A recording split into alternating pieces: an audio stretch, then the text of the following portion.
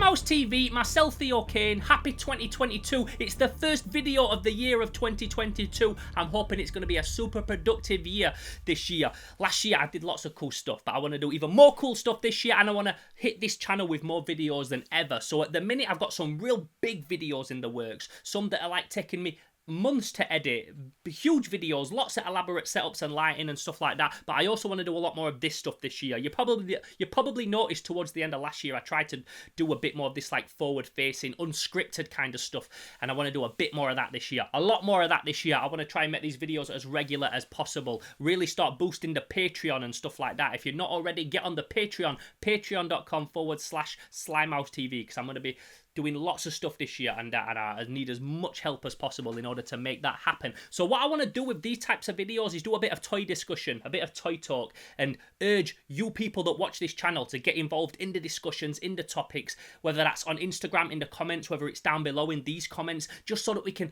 have a bit of toy talk. And I'm going to be talking about specific things in these videos that I really want to know your opinions on. So in today's video, I want to talk about repro toys. So when I talk about reproduction toys in particular, there's a certain type of toy that I'm talking about, and I'm going to show you some that I'm not talking about so that nothing's confused first of all. So I'm not talking about toys like these. These are awesome figures made by Reaction of retro characters with a retro feel, but they're very much a new thing. There's no toy that came out in the 90s that's an exact mold of. That's very much a new thing, but it's a homage to an 80s or a 90s toy.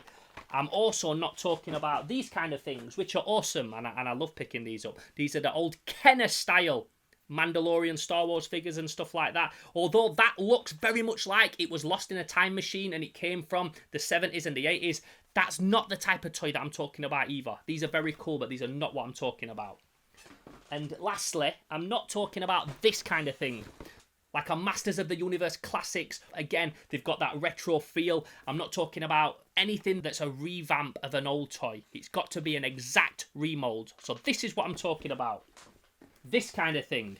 So this is an original Turbo Man. This is a remake Turbo Man. As you can see, it's the same mold, and that's what I'm talking about today. I'm talking about figures that are exactly the same, figures that are made in the exact same mold, in the exact same way, and they are just an exact remake of the old figure. This would be a prime example of that, and the reason I want to talk about it is because there's lots of these coming out at the minute, and I want to know what your opinions are, whether you think they're a good thing or whether you think they're a bad thing. I'll talk about what I personally think at the end, but I want to know what you people who watch this channel think of doing remake toys. Now, I've said this lots of times. I come from an era where toys were a lot more accessible. They were a lot better priced, and you could get a real good collection pretty cheap. For example, most of the toys that I've collected here are toys that I've collected years. I've been collecting toys for the past 15 years, and I've always collected in some form, but for the past 15 years I've been hard collecting retro stuff. And back then you could pick up 80s and 90s toys really cheap. You would be hard pressed to go to a car boot and not come back with at least one box full of 80s and 90s toys, because they was accessible, they was easy to find. Not only that, they was cheap. This was like pre-eBay. eBay was a thing, but you could go on eBay and you could pick up these toys and you could find them, and you would pay a nice price for them. I might pay £8 for a Madball, Hornhead, Oculus, £8 each, something like that, a nice price. Now they're going up to £50, £60 a piece, and this is why I think that I said I wasn't going to talk about my opinions until the end, but this is why I don't mind these new remakes of toys. I really don't mind them. This is another prime example of one that I picked up recently. This is the remake of the original Ecto 1. Now, the box is almost identical. Apart from having some graphics and bits that wouldn't have been on the original box, it's pretty much identical to the original Kenner Ecto 1. I'm not going to open this in this video. I'm going to save it for another video, because I've been wanting to do a big Ghostbusters video for a long time, but I haven't been able to get an Ecto 1 at a decent price that's in decent condition. Every time you find one, it's either missing a load of bits and the plastic's really yellowed, or there's somebody wanting to sell it for a lot of money, and I'm not about that life. I'm a hustler. I came from a working class environment where you pay as little as possible and you look around and shop around and you get the best deal. I never got a good deal seen yet on an Ecto 1, so I went for the remake.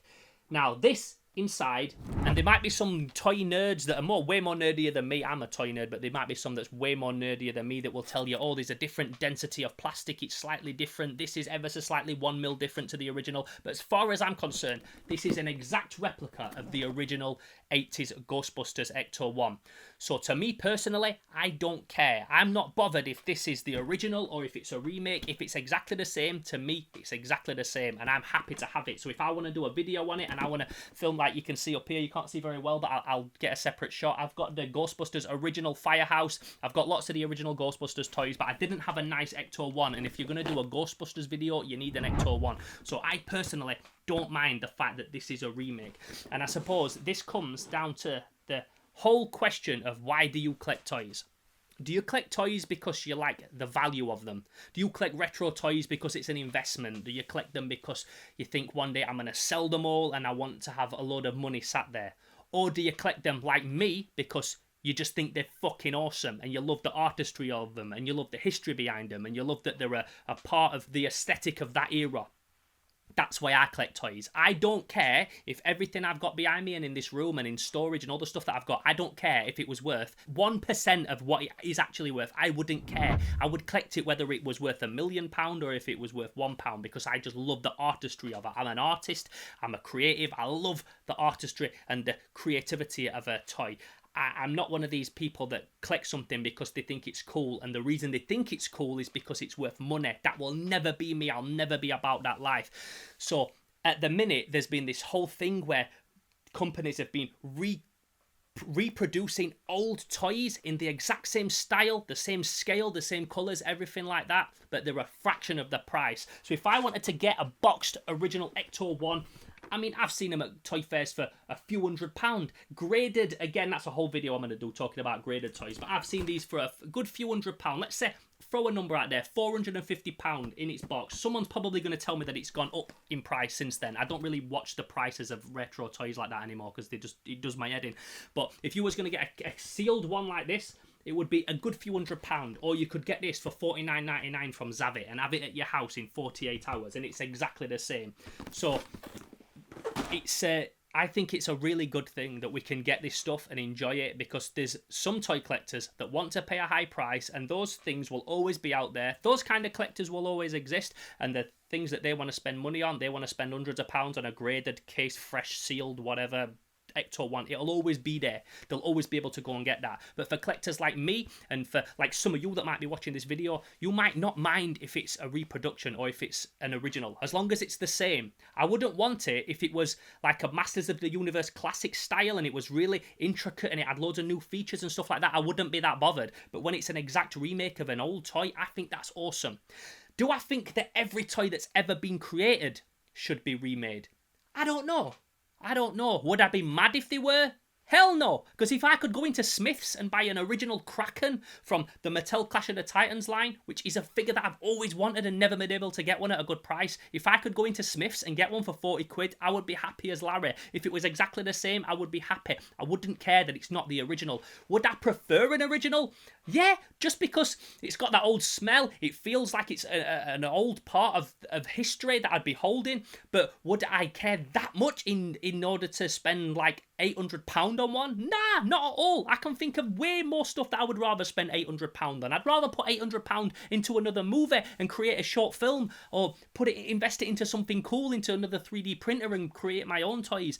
I don't mind spending a bit of money on something cool, but I don't want to overspend. And if it means that I can go into Smith's or go on Zavit and pick up an original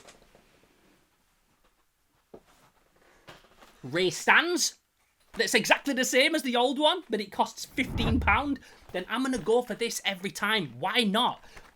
Like, I don't... My kick from toys doesn't come from the fact that it's worth money. When these people pick up, like, a vinyl Cape Jawa and a cloth Cape Jawa, and they go, oh, I like them both, but oh, the vinyl Cape Jawa, that's so cool, that's the coolest. Why? Because it's rarer? They're exactly the same thing with a slightly different cape. I don't get gassed off if something's rare or not. I don't mind. I get gassed off the toy. I get gassed off the fact that someone sculpted that, some cool toy designer made that. That's what I get. That's what I get gassed off. The colours of how it looks, not because it's worth money. I would, if I could go and buy a Great Garloo in Smiths for 40 quid, I would be buzzing. I don't care that something's worth a lot of money, and that's my personal opinion, which I wasn't going to get into until the end of the video, but I suppose I'm kind of wrapping this video up. So I'd be really interested to know what your thoughts are on old toys that get remade. I'm seeing Beast Wars, I'm seeing Marvel figures, I'm seeing stuff that came out years ago reproduced again, and I personally think it's awesome. So I'd be very interested to hear what your thoughts are. And like I said, I think it always comes down to the type of collector. Are you a collector that collects because this stuff's worth money and that's why you think it's cool? Because I see some designer clothes that I think are dead. I see some trainers that I think are dead and they cost thousands of pounds because they're a designer. I'm all about if something actually looks cool, and that's what it's worth to me, how cool it is, not because it's worth money. So are you a collector that collects because something's worth money, you like it as an investment, or maybe you never want to sell it, you want to be buried with it, but you just like that it's worth money? Or are you a collector that's more like me, that just thinks it's cool, and as long as it's the same, and I'm talking about a figure like these two, where it's pretty much exactly the same. There'll be a slight difference in maybe a bit of graphic on the box. The date's going to be different on his back, but it's exactly the same. And are you one of those collectors that's happy to have one in your collection and doesn't really matter, doesn't really mind? I'm not talking about if it's a bootleg, like some people have Star Wars figures and have bootleg weapons with them because they didn't get the original. Again, I don't really mind that either. As long as he's got his weapon and it looks nice on my shelf, I don't mind. But I'm talking about official re-releases of old 80s and 90s toys and what your opinion is on it. So forgive me if I ranted a bit in this video. Like, I'm really interested in hearing your thoughts on it down in the comments below, so please let me know. And if you enjoyed this video, don't forget to give it a like, and if you haven't already, subscribe to the channel.